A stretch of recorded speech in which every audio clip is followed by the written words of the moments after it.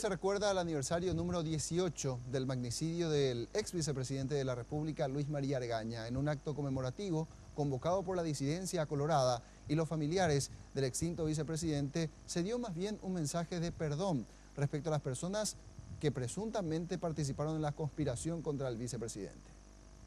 El 23 de marzo de 1999 amanecía con un suceso que marcaría el ritmo de los días sucesivos: el asesinato de Luis María Argaña.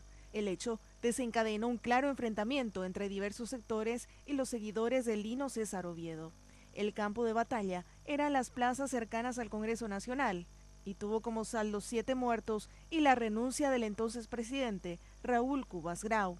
18 años después, la muerte del líder del Movimiento de Reconciliación Colorada fue recordada en un tono distinto al de otros años, enfatizando el perdón en relación al atentado.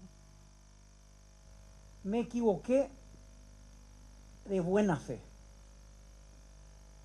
Me equivoqué porque me obsesioné por la justicia del doctor Luis María Argaña.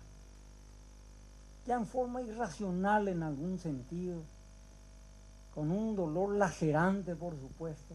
Hoy 18 años ya, un duelo y Pucuma ya, demasiado largo ya. Yo quiero pedirle disculpas a aquellos amigos leales que fueron marginados, ladeados, cuneteados por los gobiernos posteriores que vinieron a la muerte del doctor Argaña, porque a mí lo único que me importaba y lo único que miraba era la justicia del doctor Luis María Argaña. Arriemos las banderas de odio, de rencor, de venganza que tuvimos, es cierto, pero arriemos esas banderas que tanto daño hacen a la patria paraguaya. E hicimos la bandera de la fraternidad, del amor, de la reconciliación, como se llamaba el movimiento del doctor Luis María Argaña. No obstante, en el acto tampoco estuvieron ausentes las críticas al oficialismo colorado. Argaña decía, y nosotros siguiendo ese principio, aunque sea el Pato Donald, si es lista 1 hay que votarlo. Terminó eso. Colorado y qué. El pato contrabandista, y tenemos que votar por el pato contrabandista. El pato contrabandista de cigarrillo, el pato corrupto, no. Ahora el candidato debe ser un candidato decente, un candidato con carisma, un candidato con serenidad.